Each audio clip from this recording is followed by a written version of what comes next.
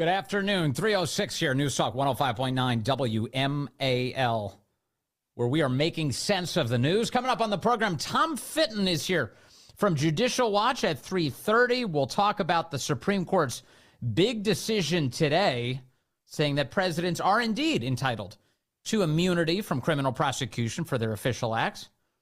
We'll also talk about the case for the 25th Amendment, the very real case now, as it relates to Joe Biden. Garrett Ziegler is here at 4 o'clock. He's the founder of Marco Polo and a former deputy to the Trump White House advisor Peter Navarro. We'll talk about why Hunter Biden is fighting so desperately to keep Joe in office.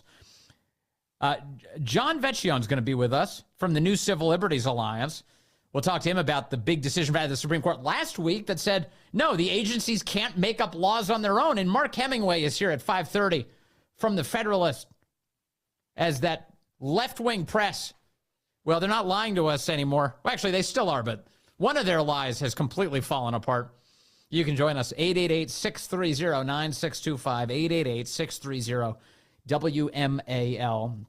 A big week. America's independence is celebrated this week. I've got to hang up on my American flag bunting to celebrate. Had a nice week, weekend. I know I keep saying this, but we just keep doing it. We went out on the Potomac on Saturday. Corey and Ganamart, our producer, took us out on his excellent boat, and we had a great time. We don't intend to do this. Maybe Corey arranges it, but the Plants joined us again, so I was out there with Chris Plant and some great friends and family, and we all went out to see the fireworks in Mount Vernon, flying the huge Trump flag, the Trump mugshot flag, and just got the best reactions again. So that's always really exciting. If you ever see us out there on the water, honk your horn or something, wave, come up to us. A lot of boats came by. They were waving and honking. Really enjoying that. Some middle fingers in the air, as always. So that was a sign of who's mentally ill. And it was fantastic. But you know what was the funniest thing? We pulled up in Old Town. We pulled up to Old Town Alexandria for a moment, docked and took a bathroom break, got off there. And as we were getting off, we pulled up the boat, and all of a sudden some lefties started screaming at us from the shore. And you have no idea. All you know is that the anger in their tone is that they hate the Trump flag. They hate it. So I just kept yelling back, hey, who won the debate Thursday? And they were not excited by that question. There was not a lot of enthusiasm to answer that question. And they just they stormed off. But it was honestly just a total blast. It was a total blast. And then we went and saw the fireworks at Mount Vernon. And God bless that production. They do an amazing job. And one of the cool features of seeing the fireworks from the water, looking over Mount Vernon as you're seeing these fireworks go up in the air, we have a light breeze, so kind of the ensuing smoke that tends to appear behind the fireworks, sometimes can cloud your vision of the ensuing fireworks. It was all being blown away. So firework goes up, smoke gets blown away. And right there in the background, as this was happening, it was 9:30 at night, God also put a fireworks show on because the clouds were sitting in the background. We were out of harm's way. We were not underneath this. It looked like heat lightning. In the background, all of the clouds, just like you saw lightning bolts firing through them as the fireworks were going off. It was an awesome, awesome sight.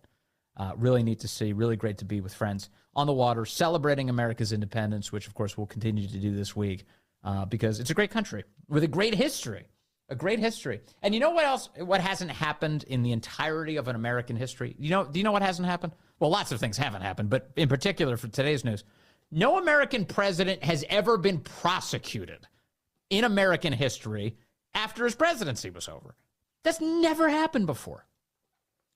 In fact, throughout American history, the people who both founded and then subsequently ran our government couldn't even envision that happening because it was so tyrannical and so insane that you wouldn't expect it to happen at all.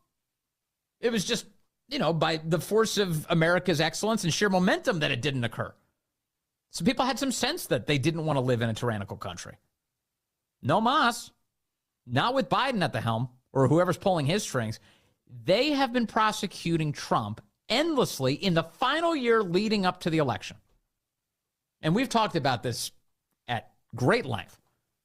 But this is a rigging of our political system. It is lawfare. It is the abuse of presidential power in order to bring your political opponent to heel, to destroy his reputation, to imprison him, to convince the voters that they shouldn't support him. How dare you? You'd be in league with a criminal. He's a convicted felon.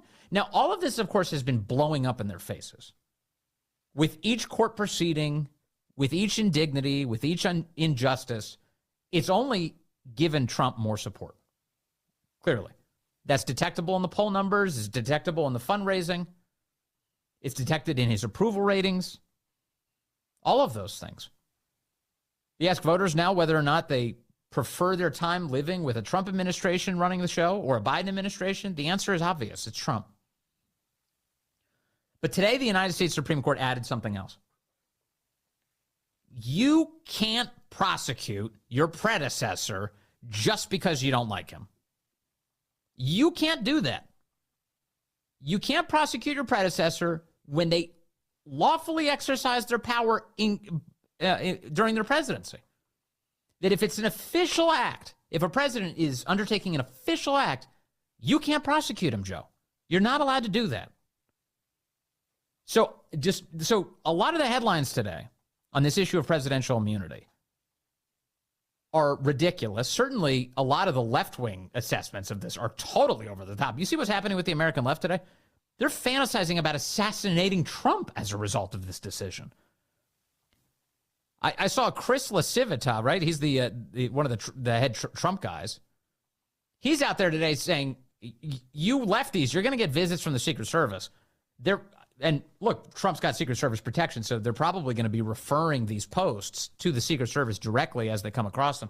There's all sorts of prominent left-wing political pundits and Biden cheerleaders, to the extent that anybody can call themselves that and keep a straight face. We're saying, well, this decision means you could assassinate your political opponent. Joe Biden should put it to the test. He should assassinate Trump. We should see what happens. Are you people psychotic? Well, the answer is yes. They are psychotic. It's insanity. And what the court actually said today, and we'll get into this in more detail coming up. Tom Fitton will be here in the bottom of the hour.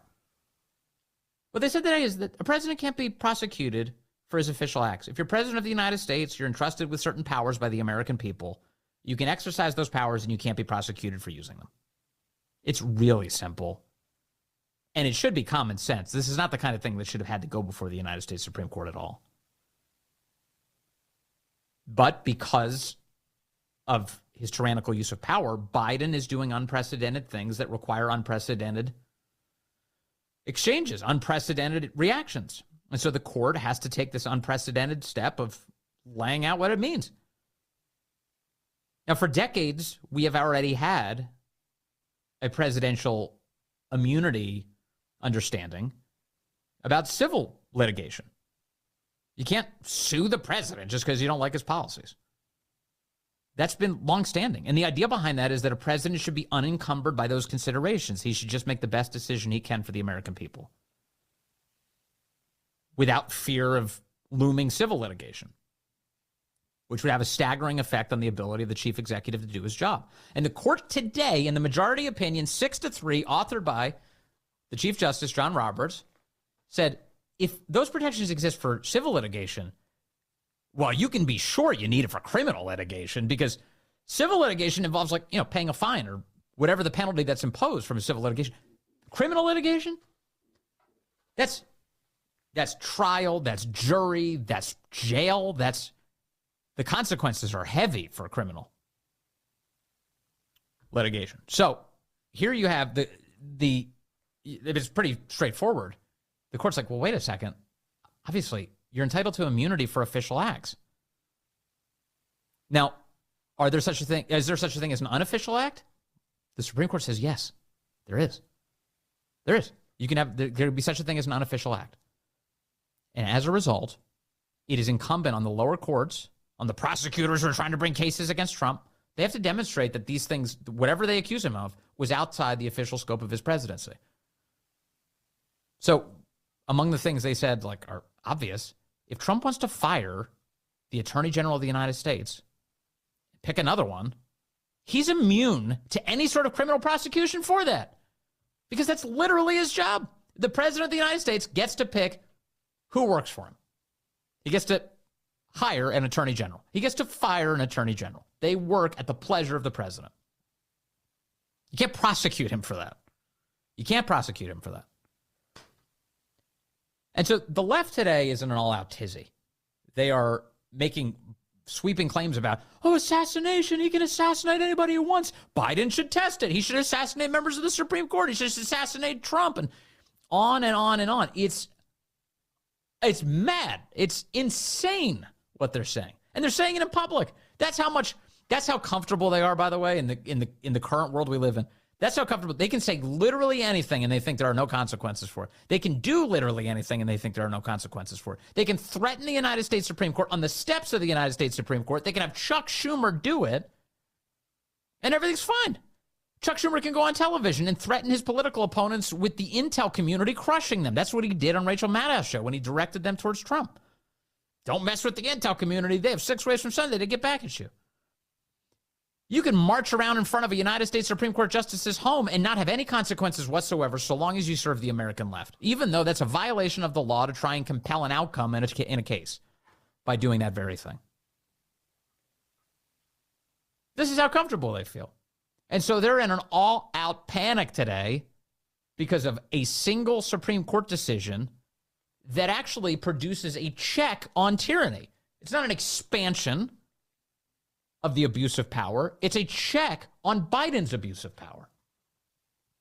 Biden has been trying to prosecute his political opponent for things he did as president of the United States, official acts. The court are coming along today saying, you can't do that, Joe. And by extension, for any lefty who has 2 brain cells to rub together, by extension, what this means is if Donald Trump wanted to punish Joe Biden when he becomes president of the United States again, if he wanted to do that, it is now that much harder to do it. In fact, he's probably precluded entirely from using his Justice Department to prosecute Joe Biden.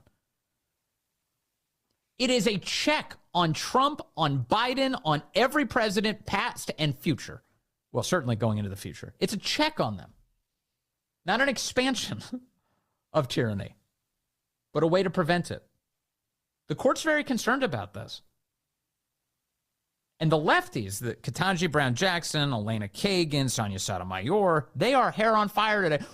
This means the president can use SEAL Team 6 to assassinate Americans. First of all, if you were that concerned about that, why weren't you speaking up when Obama was killing American citizens with drone strikes? I don't remember you saying anything about that. You didn't bat an eyelash at that. And now you're saying that Trump's going to do it? Once again, projection by the American left. The only reason that they're even contemplating hypotheticals like this is because it's the kind of thing that goes through their mind as a fantasy. What can I do to my political opponent? How can I stop them? The left is panicked in particular in this past week. As the only time the left is panicked, by the way, it's always the same thing, is because their grasp on power is slipping away. It's always like this. It's the only time they go absolutely crazy. They start burning stuff and ripping up cities and attacking statues and calling for packing the United States Supreme Court, impeaching Supreme Court justices. Today, Alexandria Ocasio-Cortez, she wants to impeach United States Supreme Court justices, she claims, because they merely adhered to the Constitution and rejected tyranny and didn't enable this leftist power scheme. So as a result, they need to be crushed. They need to be destroyed. That's the effort. And so, honestly, this past week has been a week of, I think, very good news for the country. I think a lot of people have been exposed to what's going on with Biden's mind who didn't know about it because their media sources were lying to them. You knew, but not everybody. Amazingly, not everybody knew. Also, the Supreme Court has come up with a series of decisions in the last week that have been excellent restorations of the constitutional republic. Excellent. Stopping star chambers at the Securities and Exchange Commission. You're entitled to a trial. You're entitled to have your lawyer there. You're entitled to a jury. You're entitled to the things that the Constitution says you're entitled to. The Chevron decision, which we're going to talk about coming up here with John Vecchione, because I want to talk to him. This is a huge, huge decision that says agencies which have grown completely out of control, you can't just make up laws. You can't do that. That is Congress's job, and they can't abdicate that responsibility and enable tyranny by the executive branch. Let me add, what does that do? That restrains Trump. If Trump becomes president, his agencies can't make up laws. They can't do that. You've got to go to Congress. So the left keeps lying about what's actually happening at the Supreme Court. The court is restoring the balance in our country right now, restoring checks on the executive and the abuses by the executive, and President Trump will be similarly restrained by those checks. It is not setting the table for him to become an authoritarian. It's restraining him and every other president in the future from doing that. All right, more ahead. Your calls. We got a lot to get. Hey, good afternoon to you. It's now 3:35. News Talk 105.9 WMAL, where we're making sense of the news. Coming up, Garrett Ziegler will be here at 4 o'clock, former Trump White House official. We'll talk to him about why Hunter Biden is fighting so desperately to keep Joe in office. John Vecchione is here at 5 o'clock from the New Civil Liberties Alliance. The Supreme Court making a lot of big decisions this past week. We'll talk about Chevron and what that decision means. And then Mark Hemingway is here at 5:30 from the Federalist, as the media are even more exposed than they've ever been. All those lies. You can join us at 888-630-9625, 888-630-WMAL. Boy, there's a lot of debate going on the American left in public. They don't like these public debates. They don't want you to hear what they're actually thinking about whether or not to toss Joe Biden overboard. But I'm not hearing a lot of chatter about the 25th Amendment. Let's explore that and the Supreme Court's decision today with our next guest, Tom Fitton. He's the president of Judicial Watch and the author of A Republic Under Assault. Tom, good to have you back with us, sir. Hey, Vince, good to be with you again. Thank you. I recall, Tom, that, and I know you do too, that when President Trump was in office, the left never stopped screeching about the 25th Amendment, that it was time to remove Trump from office. They never had any basis for it. But, boy, you see Joe Biden on that debate stage and certainly in every public event he does these days, and you think, how is that guy president of the United States? Why aren't we hearing any chatter about the 25th Amendment? Well, because you would need really a bipartisan consensus to remove him from office, assuming he objected to removal. The way the process works, and I wrote about it in the Washington Times the other day, even before the debate, is that the vice president and the majority of council and the majority of his cabinet would basically tell the Congress he's disabled. And if Biden agreed, that would be the end of it. And Kamala Harris wouldn't be president; she'd be acting president, and he'd still be president, but he wouldn't be He wouldn't have any power. Now, if Biden objected, the Congress would have to decide the issue and find him disabled and could only find him disabled and remove him effectively with a two-thirds vote in both houses. So obviously the hurdles would be high, but in the least, given Biden's cognitive difficulties we've all witnessed, it seems to me incumbent upon the vice president and her colleagues in the cabinet to ask Joe Biden to undergo a battery of tests to reassure them and the American people he's capable of serving now. I mean, to me, I know it's a political question in the bigger sense of the word, but this shouldn't be a partisan issue. I mean, would you want him to be your judge in a case or your doctor? Of course not. So why would we want him to be the president? And there needs to be some... I'm sorry. I'm just saying, I saw someone express the other day that, if this were your father, would you leave him alone? And the answer to that is no, you wouldn't, actually. You wouldn't leave Joe Biden by himself. You would figure out a way to get him taken care of, or you would take care of him yourself. And if it were a Republican, everyone would be talking about the 25th Amendment, as you opened up with. And I think there should be pressure. Voters should communicate with the vice president. Voters should communicate with the cabinet agencies. His cabinet. They're accountable for this. I mean, that's their duty. Under the 25th Amendment, they've got this responsibility to ensure he's not disabled. And it looks to me like he is. And in the least, they should be taking steps that are credible to ascertain that one way or the other. And, they could decide that, they could get some independent medical people come in and say, well, he has his good days and bad days, but day to day he should be fine. And that could be the end of it. Or they could find him disabled and they have to pursue his removal under the 25th Amendment. So, I was talking to some friends about this morning, all Trump supporters, and their view is one of the things that a friend of mine brought up was like, hey, I don't like when the right's talking about the 25th Amendment right now because we want Biden on the ticket. We really want him come election day to be on the ticket. So why would you induce a 25th Amendment toss of Biden? And my response was, I just think this is the perfect issue because, one, the left's not going to do it as much as they should. I mean, as a matter of decency, they should. The left's not going to do it because that's how much they crave power. They want to hold on to it. And the other piece is like, this just demonstrates to the average American how completely fraudulent and corrupt they are.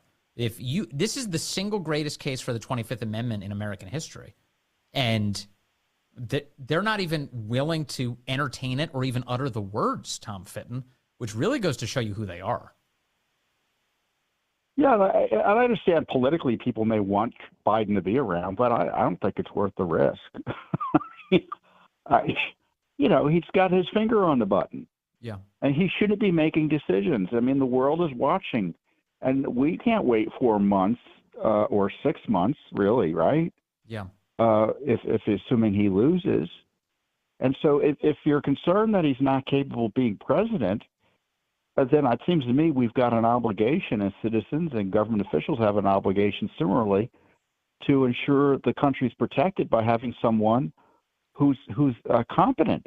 Now, Yes. I don't think much of Kamala Harris, but constitutionally she's the vice president, and she is what she is, and she's capable of being president under the current circumstances, in the sense that she can make a decision that you can trust, not be compromised by a cognitive challenge and dementia. Yeah, it may be compromised for other reasons, but not for cognitive dementia. But that's the political analysis. The thing is, we can't have someone with dementia as president of the United States. And if indeed he has it, and doctors find he's disabled, he shouldn't be there, and he can't be there any minute longer than necessary. Yeah. And the people who have covered it up, they should be judged for that. And that is a political thing. You should judge them, including Kamala Harris, and hold them accountable in November if all of this comes to pass. Let me move. Well, that's a corruption issue too, Vince. That's a corruption issue too. Yeah, definitely. Let me move to the big decision today. The United States Supreme Court came out today and pretty implicitly, but I think obviously, roundhouse kicked Joe Biden's abuse of power. They said that Biden's prosecution of Trump and any president, for that matter, former president, can't be prosecuted for official acts they took while they were in office. The left is apoplectic about this. They're creating all sorts of fear-mongering doomsday scenarios involving SEAL Team 6 executing political opponents. What do you make of today's decision, Tom Fitton? It's unsurprising and really no big deal given the way our country's history is going. I mean, the presumption has been you don't prosecute presidents for being presidents. You can't jail a president for his acts as president. Just the way you can't jail a judge for being a judge, or a congressman over his speech or debate in Congress. All sorts of immunities are out there for government officials. Mm-hmm. And this clarifies that Biden's unprecedented attempt to jail President Trump for what Biden acknowledges to be, and by Biden I mean Jack Smith. Jack Smith is his avatar. Official acts as president. That's not going to work. Now, is he above the law? No, but the Constitution protects him for his official acts as president. And frankly, if I'm Jack Smith and I see the writing on the wall here, I give up. But we'll see. I mean, because they've been vicious and vindictive, so I don't know if they will give up. Yeah. But the court has set up so many hurdles for Smith to pursue Trump on issues for which, according to the Supreme Court, he has presumptive presidential immunity, like his work related to disputing the election. I mean, how is Jack Smith going to distinguish President Trump's official interests and political and personal interests? That's not going to work. Jack Smith's record before the United States Supreme Court is awful. He's gone up before the court and he keeps getting his tail handed to him. He got overturned in an 8-0 decision when he went after former Virginia Governor Bob McDonnell. and the Supreme Court smacked him down. And then Merrick Garland chose that guy to go after Trump, again, as Biden's avatar. And it makes me think, as I'm looking at this now, this is kind of why Merrick Garland chose him, isn't it, Tom Fitton? The guy has no scruples. He doesn't care what the rules are or should be. He's going to carry out the political hatchet attack. Yeah, and Garland's ultimately responsible about this. You say Jack Smith has been failing. It's the Garland Justice Department that's been pushing this. Yeah. They've unleashed Jack Smith on our republic, and thankfully the Supreme Court said, no, we're not jailing presidents for simply being a president. And he has the protections every other president has had since the beginning of our history. And there's nothing it's constitutional, this protection. So it's not that he's above the law. It means that the Constitution protects him. Yes. This is the application of the law. And, the less reaction encouraging Biden jokingly to go and kill their political opponents and jail people. Well, this is insanity. And justices talking about democracy, this is just a basic immunity issue. I mean, is there any doubt that you can't prosecute Justice Sotomayor for having a crappy Supreme Court decision? Of course not. Right. And these are protections also for Biden. I mean, nobody's acknowledging that today. But anybody who, if you were establishing a precedent that you could prosecute a former president, Biden is lining himself up for that very thing right now. Especially with the hundreds of thousands of Americans dying due to the border crisis. He's aiding and abetting all this human trafficking. He's importing all these foreign nationals into our country, and there's all these ensuing problems that come with it. The court's decision today precludes Biden from being prosecuted for any official acts he takes while he's president of the United States right now. Yeah, and the fact that they're ignoring that highlights that this has always been about Trump. They want to blow up the Constitution to get Trump, and they pretend it won't have any repercussions down the line. And thankfully, the Supreme Court is adult enough to say, well, that's not sensible. That's not what the law is. That's not what their Constitution provides for. Our founders set up this system to protect our liberties. Right. We're not going to have these self-coups every 4 years where presidents prosecute their predecessors. Yeah. What did you think of Justice Clarence Thomas's concurring opinion today? He wrote that Jack Smith's appointment appears to be unconstitutional, that it's not found anywhere in either the Constitution or in statute. Congress has passed no law suggesting that a private citizen can be arbitrarily named special counsel by the Attorney General and then go on to prosecute another private citizen. He's saying pretty strongly there's no basis anywhere for Jack Smith's appointment or his prosecutions, and that all of these prosecutions may need to be thrown out. Yeah, I've been yelling about that since Mueller. I mean, unless someone's been appointed by the president or reports to someone appointed by the president on a day-to-day basis and confirmed by the Senate, they can't be throwing people in jail. So Garland can hire Michelle Obama to prosecute people, or me, and just let me do it with no supervision? Of course not. And Justice Thomas is making, again, a commonsensical point that everyone gets upset about because they don't care about the rules. It's about destroying Trump and destroying their political opposition. These are dangerous times, and the Supreme Court highlights how close we are to a true banana republic, because on the other end are three justices, an entire Justice Department and media ecosystem that wants to throw out the civil liberties of American citizens such as Trump, the prerogatives of a president under our constitutional separation of powers, which, by the way, isn't set up to, quote, protect Trump, but to protect our liberty by dividing powers among Congress and the president and the judiciary. Yes. And when Congress says, I'm going to jail a president because because we don't like his official acts, the Supreme Court said, no, you can't do that. And Biden can't try to do that for them. Yeah. And it's not about Trump specifically. It's about the will of the voters. They really resent voters who back Trump and put him into office. Tom Fitton, thank you very much. President of Judicial Watch, author of A Republic Under Assault, always fighting for the country. Tom, thank you very much. Good to talk to you today. You're welcome. Thank you, Vince. That's Tom Fitton, always so good, always digging up everything he can out of this government with everybody over there at Judicial Watch. It is wild. Let me take a call here. I've got Robert in South Carolina, line 5. Robert, good afternoon, sir. You're on the Vince Coglianese Show today. Hey, Vince. Thanks again, as always, for keeping it real. Thanks for taking my call. Yes, sir. Hey, listen, I wanted to bring up three things, and the last thing is thank you for bringing up what Justice Thomas said about Jack Smith's appointment with your last guest. But I think it's a great week for America. The decisions on obstruction of the proceedings with January 6th, Chevron, and now presidential immunity. And oh, by the way, the decision today is not just great for America. It's great for our allies who were concerned we're becoming like Russia, right? Mm-hmm. But, you know, the Dems have said that Alito and Thomas should have recused themselves from Trump. And the left is screaming they should have recused. But what no one's saying that even if Thomas and Alito recused, the outcome would be the same. I mean, I am a retired Army guy. But last I checked, 6 minus 2 is 4, and 4 is still greater than 3, right? Yeah, that's exactly right. Yeah, those are just bonus votes at that point. It would have been a 4-3 decision without those two. Right, and nothing would have changed. Everything that's outlaid today that came out today would have come out today with a 4-3.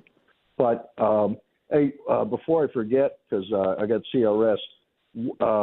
I'd like you to comment on how you think Justice Thomas's what he wrote about Jack Smith is going to potentially impact Judge Cannon down in Florida, who's also looking at Judge Smith. Well, she's taking Jack it very Smith, seriously. She's like the only judge, at least, kind of at the entry level, that's taking any of this seriously, and I bet you that's going to impact her pretty greatly. My impression is that when a United States Supreme Court justice writes seriously and coherently about an issue, that it's taken far more seriously than random friends of the court briefs that may show up. I don't know. That's my perspective as a layman. But I do think Judge Cannon will take it seriously. And the Trump team, the Trump legal team, I think is taking it very seriously and is likely to staple Justice Thomas's opinion to every filing they have motion to dismiss going forward. That Jack Smith is improperly prosecuting, that this is totally tyrannical. It does not have any constitutional bearing, doesn't have any bearing in the law. It seems like a huge deal that needs to be resolved very quickly. And now a Supreme Court justice is weighing in on it. God willing, that happens. Roger that. And, you know, it is a shame that Trump's lawyers didn't pursue this with the Supreme Court, but that's another phone call, I guess. Hey, thanks again, Vince, for being there and reporting the news. Robert, thank you, man. I appreciate the call from South Carolina. All right. Eric, calling in from Washington, D.C., is on line 5. Eric, good afternoon, sir. You're on the Vince Coglianese Show. Hey, Vince. I just wanted to make a point. I didn't hear the whole conversation with Tom, but it's still a 6-3 decision, so you still have 3 judges that disagree, or I didn't read anything yet, but that's worrisome to me. I just wanted to make that point. That it wasn't a 9-0 decision, that 3 of the justices. Exactly. Yeah, like there's still 3 that think that they should. Like I don't understand that. They're not interpreting the Constitution the right way, so that's just worrisome to me, and I just wanted to make that point. That's all. Thank you. It's a good point, but it's consistent with their behavior on the court. They've been nothing but Democrat partisans, those 3. Nothing. That's their whole deal. Although what Ketanji Brown Jackson did go, she did cross the aisle this past week. What was it, the Fisher decision? I think it was the Fisher decision. Anyway, we'll take a look at it. But she's a little confused. She doesn't know what a woman is, so it's hard to blame her when she's on the wrong side of a big, important decision. You know, involves a lot of thinking. It's unbelievable. Hey, coming up, Garrett Ziegler is going to join us. You ever wonder why Hunter's working so hard to keep Joe Biden in office? Garrett Ziegler has the answers.